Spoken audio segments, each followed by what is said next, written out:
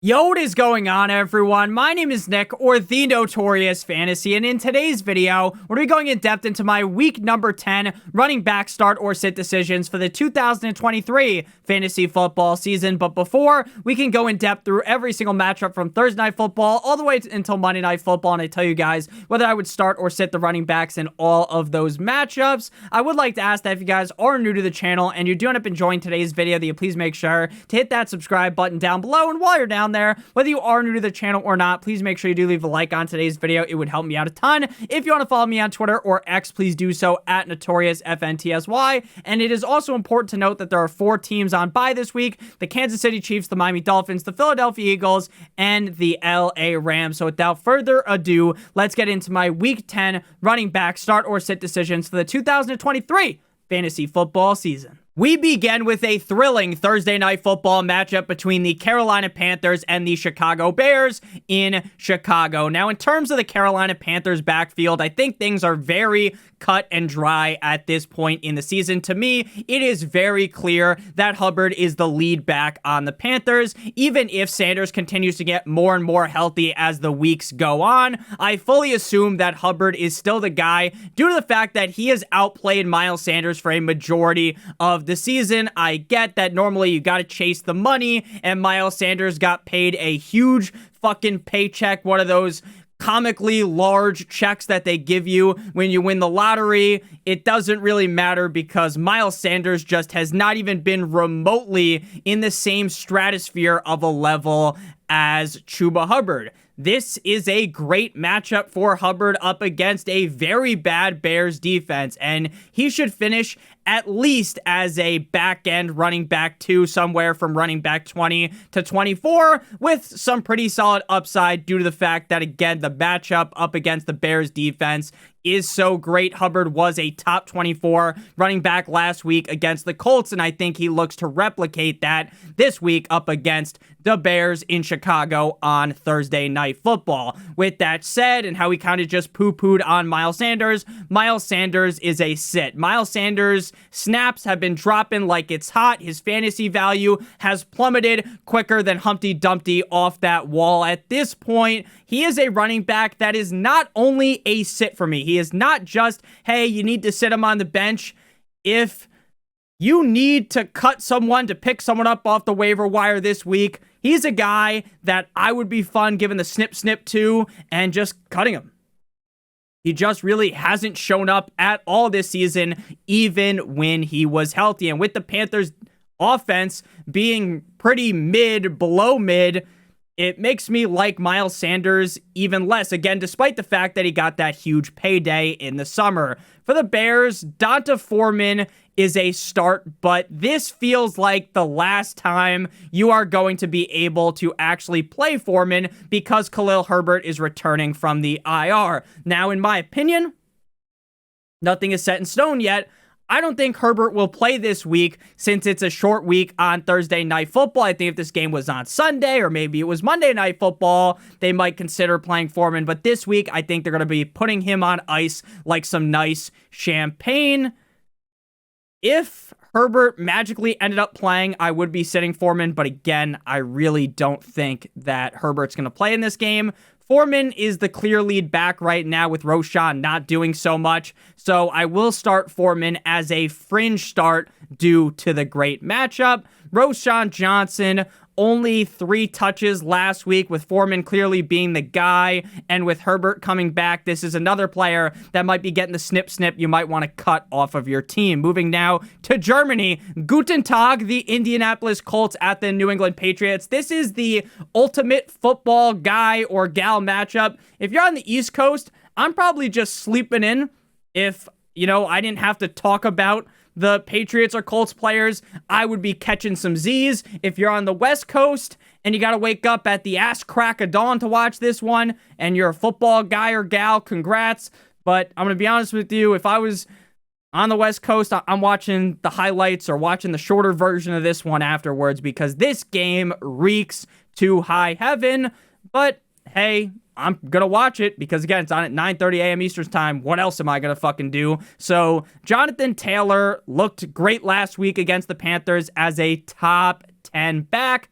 I like this spot up against the Patriots defense, and in my opinion, you definitely have to start JT due to him being a lot more involved in the offense as of recently. Zach Moss is a sit for me, but you can definitely argue for starting Moss over a guy like Donta Foreman or the lower end of start-worthy players that we're to talk about as the video goes along.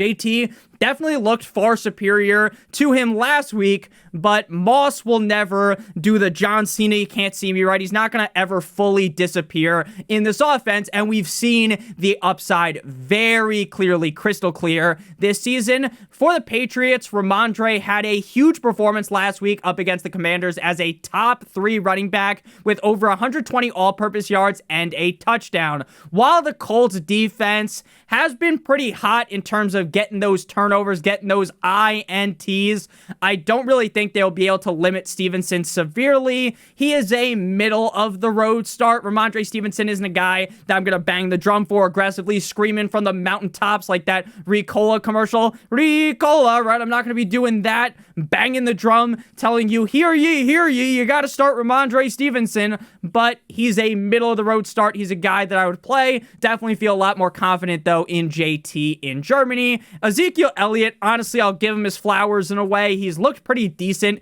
this season, considering it looked like he was running in molasses all of last season in Dallas. But Stevenson has clearly outperformed him recently, and even in the solid matchup here, the Patriots offense is just too limp dick, in my opinion, for you to roll out 2 running backs on the same team. Moving now to the beginning of the real Sunday slate, 1 p.m. Eastern Standard Time, the Houston Texans at the Cincinnati Bengals. Now, the Cincinnati Bengals are on fire. They are on super hot fire right now. They just beat the Bills. They beat the 49ers. They are looking on top of the world. Joe Mixon has been a top 10 running back in back-to-back weeks with 1 score in both games. With the Bengals offense firing at all cylinders here, and with how good Rachaad White, who is not as good as Joe Mixon, looked last week against the Houston Texans defense, you have to fire up Mixon with supreme confidence. To me, he is a must start. We've talked about Mixon a lot this season. When the team was bad, Joe Mixon was not able to overcome that. Now, even when the Bengals were shit in the bed big time, Mixon wasn't playing that bad, but it's not like Mixon was ever going to elevate himself past the team being bad, right? We've seen Saquon Barkley this season look fantastic while the Giants just look dead in the water, right? But Mixon isn't able to elevate himself past the team's performance. So assuming the Bengals, look, I don't think they're going to lose this game. Somehow, maybe they lose by a field goal, right? As long as the game is remotely close, I think Mixon will be a must-start running back in this game. His backup, Travion Williams, on a good week, he'll get like 4 touches. So you obviously don't want to be starting him. For the Texans, Devin Singletary, even without Pierce last week, and the Texans offense going absolutely bananas, going nuclear, where CJ Stroud dropped his nuts on the defense of the Buccaneers. Singletary was a huge swing and a miss, and the ball was already in the catcher's mitt, right? Even if Pierce misses again, and even with a decent enough matchup here against the Bengals, there is just no way in hell I am starting Devin Singletary, so he's a sit. Dameon Pierce, if Pierce is able to recover from the ankle injury enough to start come Sunday, I just can't start Pierce. He has only had 2 good games this season, and it hurts me deeply, hurts me to my core as a Dameon Pierce truther to say, but until he starts putting together a couple of solid games in a row, he belongs on the bench. Moving next to the New Orleans Saints at the cold like Minnesota Vikings. Now, Alvin Kamara shit the bed last week, and it wasn't just where, just a little bit came out in the bed. Nah, this is full on. You drank 40 beers the night before, and you had a bunch of fast food. You had some White Castle, and not only have you shit the bed, you tried to get up, run to the bathroom, and there is just a smear of shit on the ground like a snail trail running all the way to the bathroom, right? Now, again, that's a bit of an exaggeration because he still had over 10 points. and he was still like a decent enough play, but that was his only down game thus far this season. So if you compare, a wet dream matchup against the Bears compared to some other games this season, it looks like Alvin Kamara didn't play too well. I'm not panicking one bit after one down game, and even though the Vikings defense, hoorah, is looking better as of recently, I still believe that Kamara is a must start. When it comes to the other running backs on the team, mainly Jamal Williams, ever since Alvin Kamara returned, Jamal has been terrible. I don't even think there's a nice way to put things. He just hasn't been involved, and when he gets touches, he hasn't been good. Like at the beginning of the season, when Kamara wasn't there, he was in Roger Goodell's jail of a suspension. Even then, when we see Jamal Williams getting the touches, he didn't do anything. So you definitely cannot start him, in my opinion, with Kamara there. And even if Kamara was to go down, knock on wood, we don't root for injuries, I think even in that scenario, Jamal Williams would end up being a no bueno start. For the Minnesota Vikings, Alexander Madison's second best game came last week up against the Atlanta Falcons in Hotlanta with almost 100 all-purpose yards and a touchdown, with Akers now out for the season with an Achilles. I believe he suffered an Achilles a couple years ago, so that is very tough for Akers. I hope that he's able to fully recover. Obviously, that sucks a fat hog. But again, with him being out for the season, and with Chandler being the running back too, I feel more and more confident in the safety of Madison week and week out going forward. I think Madison kind of sits in the range of being relatively average, being a very average start, kind of like Ramondre Stevenson, but a little bit below Ramondre Stevenson, right? Most people probably have to start him, but again, I'm not going to sit here giving him the gawk 9,000 special. He's a fine start. You're fine if you have to play him this week. Ty Chandler will be seeing a few touches, but even if Madison is far from some star-studded running back in the NFL, Chandler is just not good enough to take away a huge chunk of the pie, to take away a huge amount of touches. Next up, we got the Green Bay Packers at the Pittsburgh Steelers. Black and yellow. We got a big game for the running back position. Now, I'll keep things very simple for the Green Bay Packers. They finally took the leash off of Aaron Jones, right?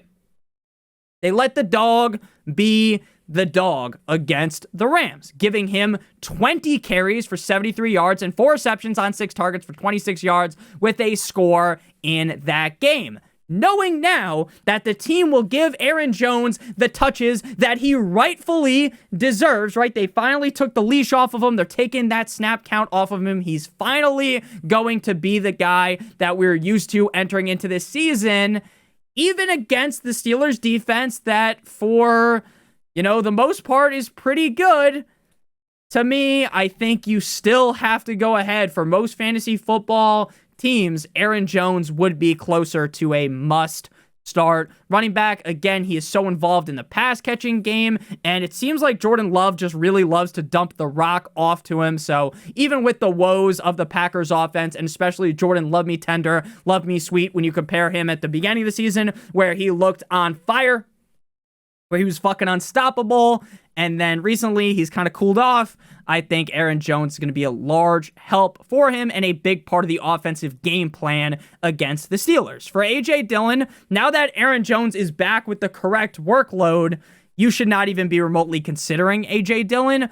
For the Steelers, both Najee Harris and Jaylen Warren are starts, but they're kind of in the same exact range, which is if you have to start them, you start them, but if you're a team with decent running back depth, you probably want to stay away from Najee Harris. Now, I'll give Najee Harris some credit. He didn't look half bad against a tougher Titans run defense on Thursday Night Football with over 70 all-purpose yards and a touchdown. It also appeared that with Matt O'Canada on the sidelines instead of in the booth, shout out Abe Lincoln, the offense ran slightly more smooth. This matchup is a wet dream against the Packers' run defense, but Najee himself, we know how limited he is.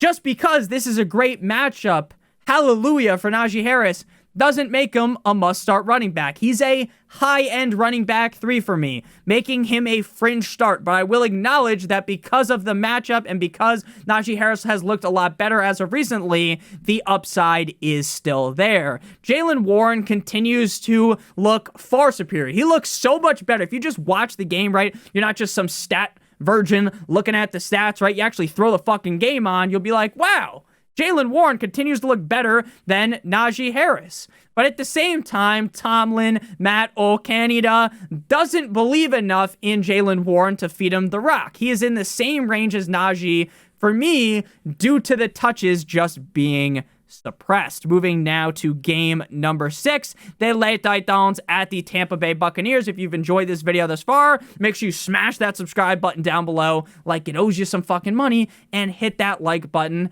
as well. Tap that like button, baby. It helps me out a ton. So the Les Titans at the Tampa Bay Buccaneers. Derrick Henry, Tractor Cedo. We talk about this all the time as the weather gets colder. Nick, this game's in Tampa Bay, you cocksucker. It's not going to be that cold. But the point still stands. The colder it gets, when you go outside and your nipples start turning into fucking diamonds, that's when Tractor Cedo Derrick Henry really gets it loose, man. Top 12 running back in 3 straight weeks. It's almost Tractor Cedo season here in November, as long as Levis plays somewhat decent. I don't need Levis to play how he played up against the Falcons. I don't need Levis to go out there and hang his nuts 4 tugs on the Tampa Bay Buccaneers. All I need is for this game to just be close, The Titans to be in arm's reach of the Buccaneers. And we should see Henry get fed like a fat kid on Thanksgiving. For me, Henry is in the must-start range of running backs up against the Buccaneers defense. For Tajay Spears, assuming Levis is able to keep this game close, like I said with Henry, Spears' role is going to be very limited. The only time that Spears gets work is when Tannehill's in the game and the Titans are just getting butt-fucked without the use of lube. Then they have to throw the ball more. They bring Tajay Spears in. But if this game ends up being remotely close, which I think it should be, at least for a majority of the game, then we should see a healthy dosage of Derrick Henry. For the Bucs, Rachaad White, just like Henry, White has been a top 12 running back in 3 straight games, and his best game on the year was last week up against the Texans. Not scoring once, but scoring twice and having over 110 yards. I get that the Titans' run defense is solid, but we've also seen the Titans' defense be kind of topsy-turvy, be bipolar in a way, right? Some weeks, the Titans' defense shows up and you're like, holy fuck, that's crazy. This offense can't run the rock at all against them. And then you see other weeks where the Titans' run defense looks like its legs are wide open for the taking. So with White's receiving upside, even if the run defense is a little bit stronger in this one, I think that should be able to subdue some of the blow. I don't think he's a lock to be a top 12 running back in 4 straight weeks, but to me is a safe bet to be kind of a middle-of-the-road RB2. Chase Edmonds is a sit. Both Edmonds and Keyshawn Vaughn are getting touches behind White, making neither of them fantasy relevant in the slightest. Moving next to the San Francisco 49ers at the Jacksonville Jaguars. Now, I'm not saying this is going to be a Super Bowl preview, because we all know the Dolphins are making the Super Bowl, not the Jaguars. But this very well could be, in February, the game we see in Viva Las Vegas for the Super Bowl. But before we break down the Niners at the Jags at the running back position, as well as the rest of the games all the way until Monday Night Football, I would like to give you guys a quick word from our friends and our sponsor over at Underdog Fantasy. Underdog Fantasy is the best place to play NFL Pick'em in the whole entire universe, and today they have a great offer for you guys. But first, I want to explain how the Pick'em game works. Now, this is being recorded on Tuesday morning, so there aren't as many choices right now. As we get deeper and deeper into the week, there are going to be more picks for you guys to choose from. So right now, looking at the Carolina at the Chicago Bears Thursday Night Football matchup, we are going to go with Chuba Hubbard higher than 45.5 rushing yards, and we're going to have to match that with at least one more pick from a different team. Now, right now, there's only one pick out for the Chicago Bears, so we're going to scroll all the way until some of the Sunday games, and we are going to go with higher than 246.5 passing yards. I think CJ Stroud is going to have a solid game yet again up against the Bengals. If both of these picks hit, we will receive 3 times our entry fee. So if you put in 1,000, you'll get out $3,000. Obviously, you don't have to put in that much. You could put in as little as or as much as you choose, up to the maximum for me is $1,000. Now, if you want to do 3 picks, it's 6 times your entry fee. 4 picks is 10 times, and 5 picks, if they all hit, is 20 times your entry fee. Now, if you live in one of the states listed on your screen right now and are new to Underdog and use promo code Notorious or click on the link in the video description, you'll receive a first match deposit bonus of up to $500. If you deposit $500, they give you an additional $500. If you do 100, it's additional 100, 50 additional 50, 25 additional 25. The minimum deposit on Underdog is $10. If you have a gambling problem, please make sure that you call 1-800-GAMBLER. Back on into things here. When it comes to this game at running back, things are very simple, like Mr. Jack from fucking Tropic Thunder. I love that movie, man. When I was younger, that shit was so funny. I've watched it recently and I still thought it was funny, but as a kid, I thought that shit was hilarious. But Christian McCaffrey, simple Jack here, you play him. Team was on bye last week, and despite a poor offensive performance from the Niners against the Bengals the week before, CMC still had a monster game. The man has scored 1 or more touchdowns in every single week of the fucking season and is on an insane stretch dating all the way back to last season. I don't give a fuck if McCaffrey's playing up against the greatest defense ever created, right? Throw the best defensive players at every single position together. McCaffrey is a must start. This man will be ranked as a top 3 running back every single week. I even had him ranked in the top 3 last week when he was on the bye week because he's that fucking good. He'll score a touchdown on the bye week. And this week, as of right now, he is the running back 1 in my rankings. For the Jacksonville Jaguars, Travis Etienne is a start, just like the 49ers. The Jags were on bye last week. 4 straight weeks as a top 5 back for fantasy. I think the 49ers defense will look better coming out of the bye week. Now they got Chase Young Moolah, baby, back there. But at this point in the season, Etienne has looked downright fucking incredible. If you watch my videos in the offseason, you'll be like, Nick, you were a Travis Etienne hater. You love Ned Bigsby's brother, Tank Bigsby. Well, I thought because Etienne struggled on the goal line last year, because he struggled in pass catching situations, that the team who drafted Tank Bigsby would use him more. We saw it in preseason. It was like, oh, there's Tank Bigsby. Now, I never said full-on fade Etienne, but I said, hey, calm your titties a little bit. I'm not all on the Travis Etienne bandwagon, and now I look like a fool who fell in love with you. All right, Travis Etienne, look, I can acknowledge when I'm wrong. I've acknowledged it a million times. I've given the metaphorical gawk gawk 9,000 special to Travis Etienne. He is a stone cold lock to be a top 5 running back in my rankings. I don't give a fuck that he's playing against the 49ers. And again, that defense has looked kind of soft as of recent. Tank Bigsby, we talked about it. Bigsby just simply will not be receiving any bit of a workload in this offense with how Etienne has been playing. Jordan, Mason, Elijah Mitchell, and Mason split the RB2 role. Mason, the numbers, what do they mean? But as long as CMC is walking this earth, Mason and Mitchell will never, ever be relevant. Game number 8 here, the Cleveland Browns at the Baltimore Ravens. A AFC North rivalry matchup. Throw out the record book, baby.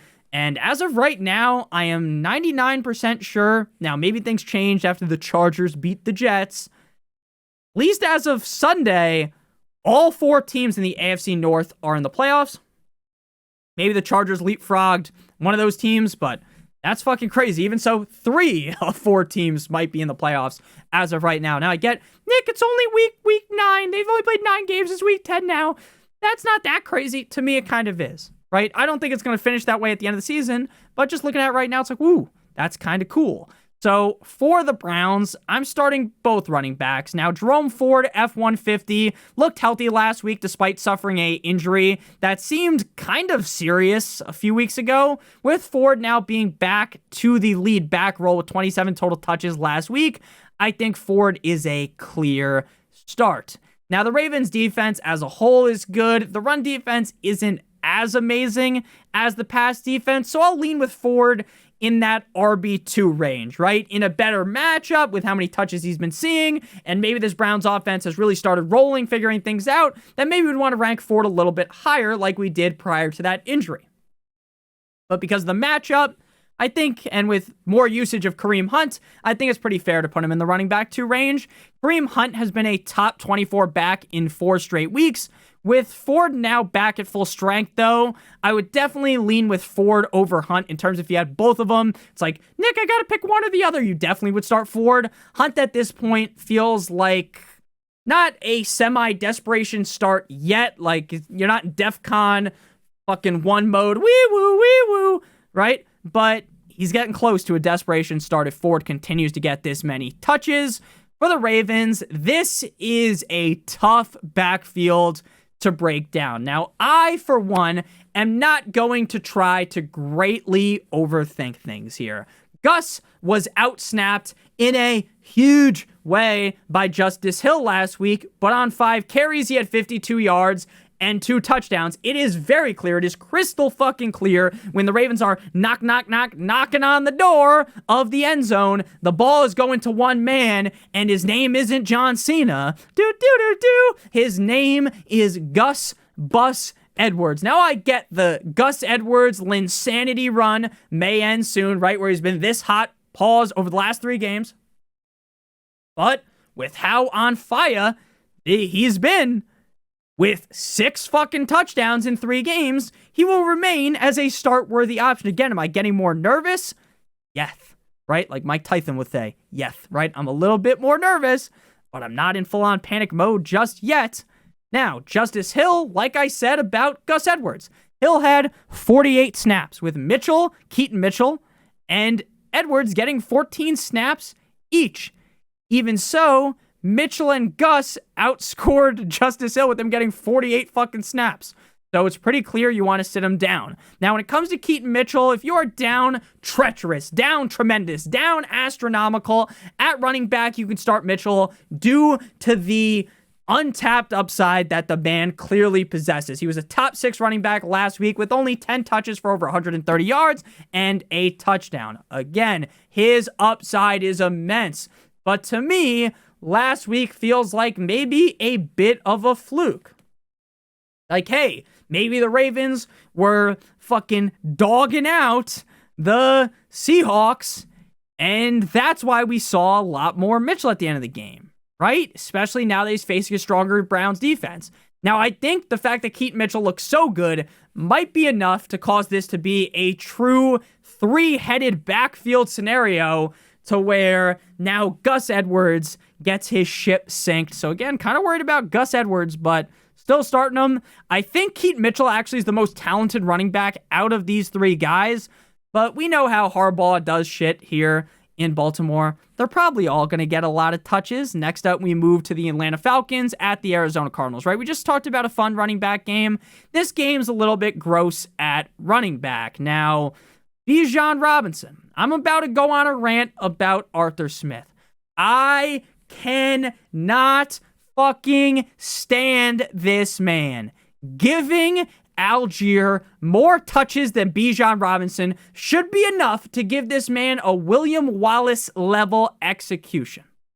It is embarrassing. Every single motherfucker sitting on their couch watching the game is thinking the same thing. Where is Bijan Robinson? There's been a lot of jokes. Oh, Bijan Robinson fucked Arthur Smith's wife. I'm starting to think that is not a joke. I'm starting to think that that is incredibly serious, right? I'm starting to think that he actually did that, okay? That's how bad things have been. Arthur Smith's son. There was a video tweeted out of Arthur Smith's son dressed up as Arthur Smith with that stupid fucking mustache. And his son's favorite player is Bijan Robinson. Why do you hate your son, Arthur Smith? Give the fucking ball to Arthur Smith. Now, again, I'm not trying to get mad. You are mad, too. If you have Bijan Robinson, you're probably just as frustrated. I got, like, smoke flying out my goddamn ears right now.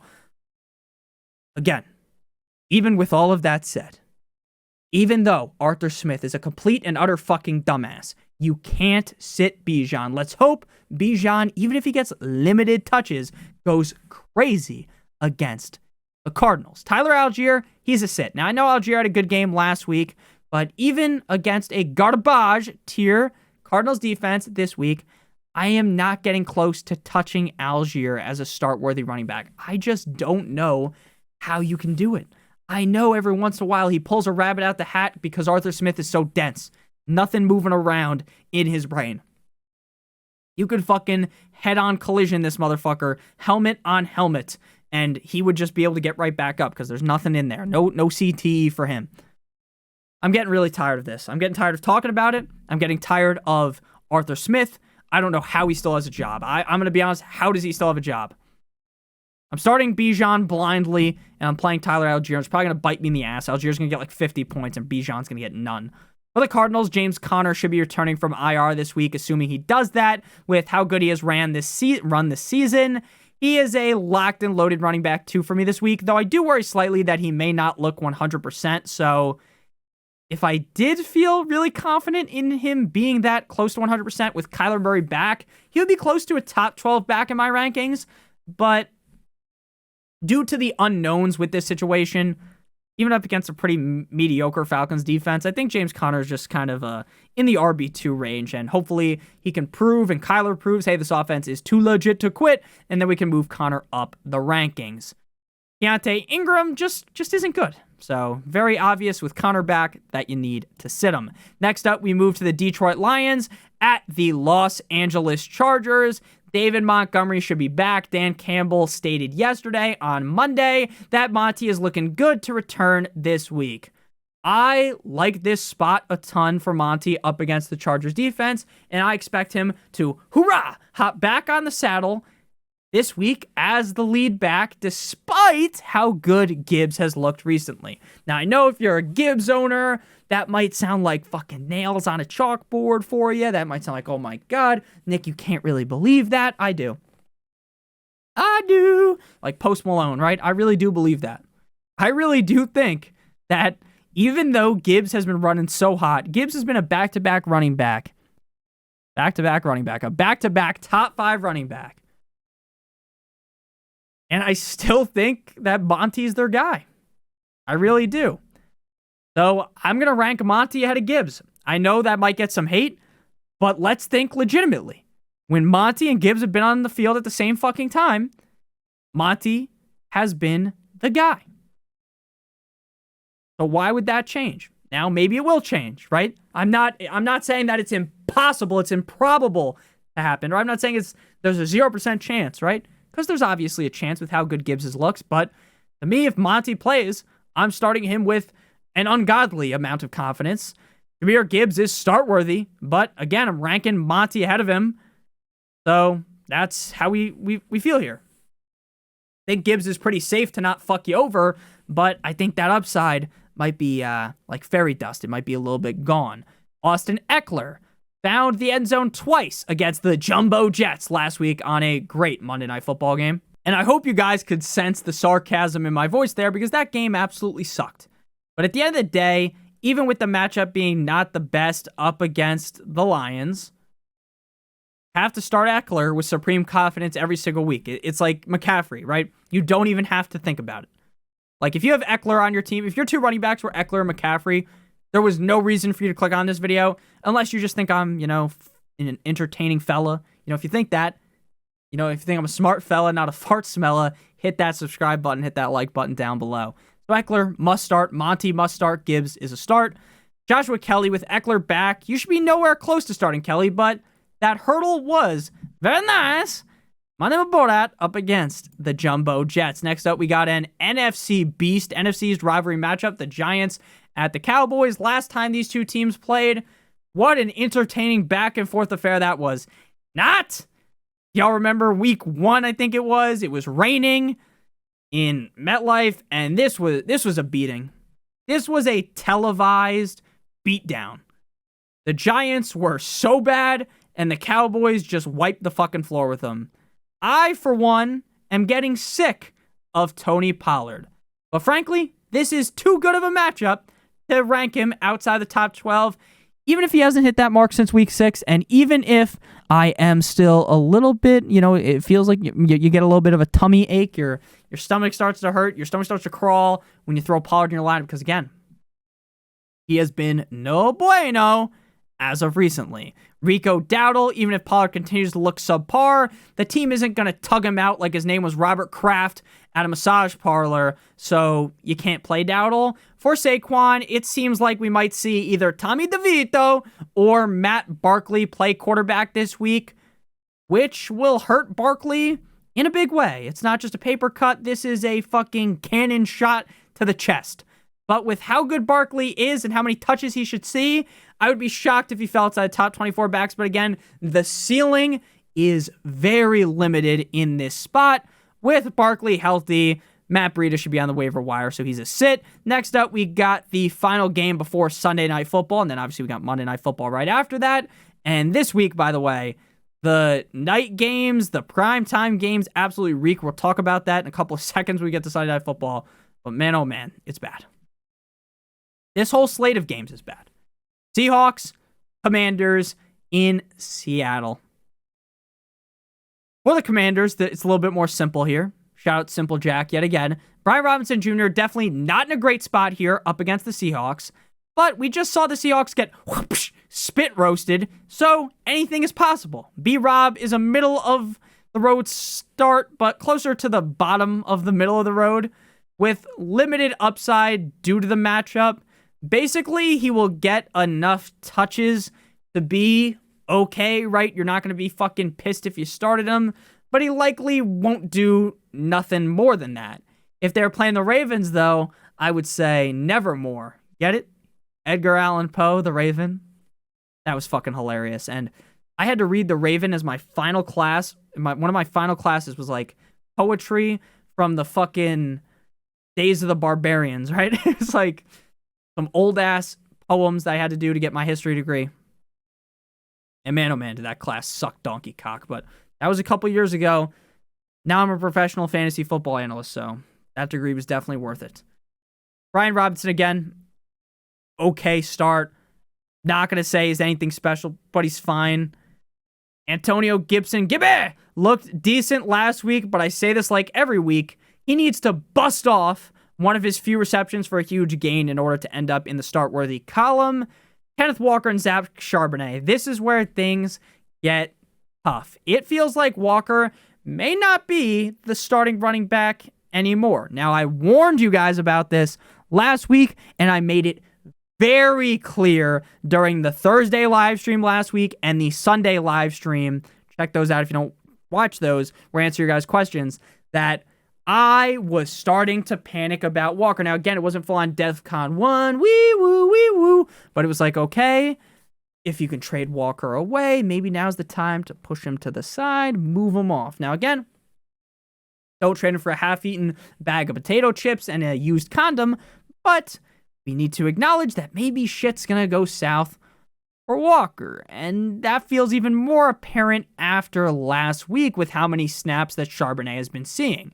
Now, again, I'm not ready to full-on jump off the fucking ship, but I'm definitely panicking. I can't rank him inside the top 12 this week, but against the Commanders' defense, you have to assume that even if he's getting those touches pried away from him, he'll be just fine, even if he isn't the clear lead back anymore. Charbonnet is a sit, just like I talked about with Walker. I really do think Charbonnet may take over, but as of right now, I don't think that I could start Zach Charbonnet. But again, if you're a Walker owner, you got Walker on your squad, pick up Zach Charbonnet right fucking now. Pause the video and go pick him up. Next up, we move to, cause you waited all day for Sunday night. But no one waited all day for Sunday night because it's the Jumbo Jets at the Las Vegas Raiders in Viva Las Vegas. So we have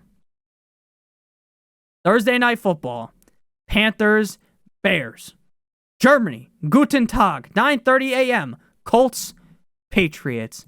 Then it's like, okay, Sunday night, the Sunday slate kind of mid. Let's hope we got a good game. If you didn't know, then you're like, okay, we've got a good game later probably, right? No. Jets at Raiders. And then Monday Night Football is the Broncos at the Bills.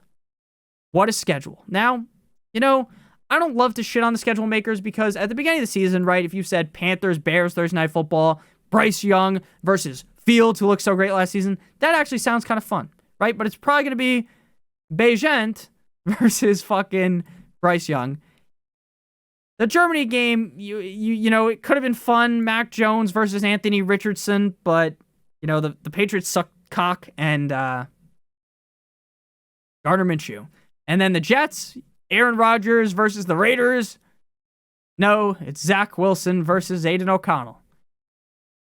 Again, I'm not here to complain. I'm going to watch all these games. I'm going to eat it all up. But, yeah, just not the best. Breece Hall. Breece has been very reliable ever since Saleh took that leash off in week 5. Even if Zach Wilson plays like dog shit here, just like he did last week against the Chargers, I think Hall could be in the top 5 consideration at the running back position this week. Against a pretty bad Raiders run defense. I know, Nick, the Raiders defense looked really good last week against the Giants. You want to know why they look great? Because they're playing up against Tommy fucking DeVito. I don't expect this game to be very high scoring, but I still think Breece Hall will get it done, even if he doesn't hop in the end zone. Dalvin Cook. I don't get why Dalvin Cook is being used instead of Michael Carter on crucial third downs, but that makes Cook the RB2 to list on the screen. But that's about all I need to say about him. At this point, you don't need to be a rocket scientist like Joshua Dobbs to figure out that you need to sit Dalvin Cook. For the Raiders, Josh Jacobs was a top 5 running back last week against the Giants, going crazy with almost 100 yards and 2 touchdowns. He has scored 3 touchdowns in the last 2 weeks. Don't love the matchup here, obviously, against the Jets, but with McDaniels now gone, it feels like the Raiders, with Pierce as their head coach, are going to continue to keep running hot. Amir Abdullah of the Raiders is a sit. Abdullah and Zamir White split the running back 2 role. Do not start Abdullah. But just like Cook, that was pretty obvious. Final game here, Monday Night Football, the Denver Broncos at the Buffalo Bills. No one circles the wagons like the Buffalo Bills. The Bills just got shellacked by the fucking Bengals, baby. Nick, you're not a Bengals fan, you cocksucker. You like the Dolphins. I know, I just like dancing on the demise of the Bills. The Bills are the king of the AFC East, baby. We got the crown, like Notorious Big, baby. Fins up. Nick, the Dolphins aren't playing this week. Stop talking about them. Sorry. You know, we got to sneak in some Dolphins talk, baby. Man, oh man. That Tua fumbled snap hurt like a butt cheek on a stick. But Javonte Williams looked real sharp prior to the bye against the Chiefs and was even given 27 carries in that game. I think against a pretty bad Bills run defense, we should be able to see another huge game out of Javonte Williams, assuming that the workload reduction is officially gone. Now, again, based upon what I said, he's not like a must-start running back, but he's another one of those like kind of middle-of-the-road guys. James Cook is officially spiraling out of control as he has finished outside the top 30 in 4 of his last 5 games. Despite starting off the season hot, I love the matchup, but my confidence in Cook is at an all-time low, like that John Bellion song. Latavius Murray, he's a sit. Now, I think with Uncle Leonard Fournette playing this week, it makes the backfield even more grim for Murray and Cook, especially for Murray, right? Now, for Jaleel McLaughlin, Jaleel feels like he can break one off at any given point in the game, right? As the Bills defense, he could get 4 carries, he might get 50 yards and a touchdown. But with how much they want to use Javonte, I just won't come close to wanting to start Jaleel McLaughlin. So thank you guys all so much for watching. If you did end up enjoying, make sure you guys hit that subscribe button down below. And while you're down there, whether you are new to the channel or not, make sure you guys leave a like on today's video. It would help me out a ton. If you want to follow me on Twitter or X, please do so at NotoriousFantasy. And if you'd like access to my weekly rankings, that should be posted around Wednesday for week 10, as well as getting an answer to any of you guys' questions that you guys may have. Make sure to check out the Patreon link in the video description for $7.50 a month. I love all you guys all so much. Hope you have a great rest of your guys' day. And as always, good boy!